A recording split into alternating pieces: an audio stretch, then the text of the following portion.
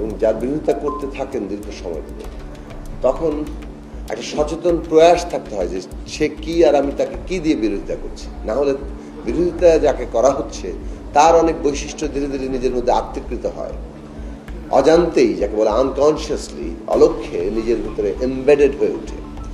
আমরা সেই এমবেডেডনেস দেখতে পাচ্ছি বাংলাদেশে। আমরা যে ফ্যাসিবাদী বৈশিষ্ট্যগুলোর বিরোধিতা করেছি, বিরোধিতাকারীদের মধ্যে এখন নানান রকম ফ্যাসিবাদী বৈশিষ্ট্যের প্রকাশ লক্ষণ দেখা যাচ্ছে। তো সেই জায়গাটা খুব সতর্ক থাকার প্রয়োজন আছে। গণতান্ত্রিক একটা জায়গা যেটা আমরা ধরতে চাই, সেটাকে আরো ব্যাপকভাবে চর্চা করা, গভীর করার চেষ্টা করা, যতটা পারা যায় প্রসারিত করা, ওইটার মধ্যেই গণতন্ত্র নিজে বেঁচে থাকতে পারে।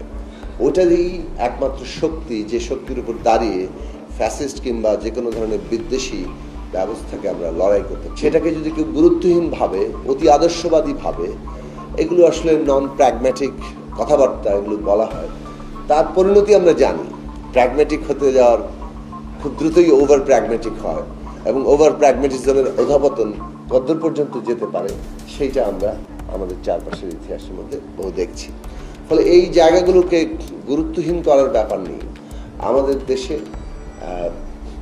রাজনৈতিক ব্যবস্থা গড়ে তোলার ক্ষেত্রে রাজনৈতিক আদর্শ কিংবা এই যে অন্ততপক্ষে গণতন্ত্রের যে ন্যূনতম একটা আবশ্যিক জায়গা আমরা কম বেশি সকলেই আপলোড করতে চাই, সেইটাকে খুব জোরের সাথে আঁকড়ে ধরা থাকা দরকার। রাষ্ট্রকে সে অনুযায়ী সজ্জিত করা দরকার। আজকে বাংলাদেশ সেই জায়গাটা চায়। ফলে বড় রাজনৈতিক দল কিংবা নবীন রাজনৈতিক দল সকলকেই এই জায়গাটা, এই চ্যালেঞ্জটা মোকাবেলা করতে হবে। এবং এই চ্যালেঞ্জ মোকাবেলা করতে গিয়ে কে কি করছে সেটা কিন্তু হাজির হচ্ছে সামনে, এবং সেখানেই অনেকটাই সামনে আসছে যে আমরা গণতান্ত্রিক থাকতে পারছি না।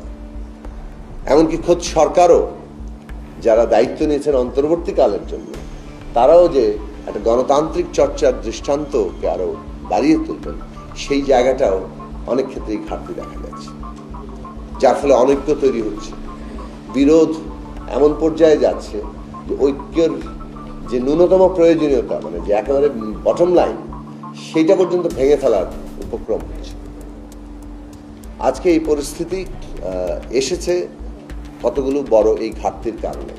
সুতরাং আমাদের সবারই দায়িত্ব আছে যাতে আমরা এই আমাদের দেশে অভ্যুত্থান পরবর্তী এত রক্তের উপর দাঁড়িয়ে যে অর্জন, সেই অর্জনটাকে যাতে সাফল্যে পরিণত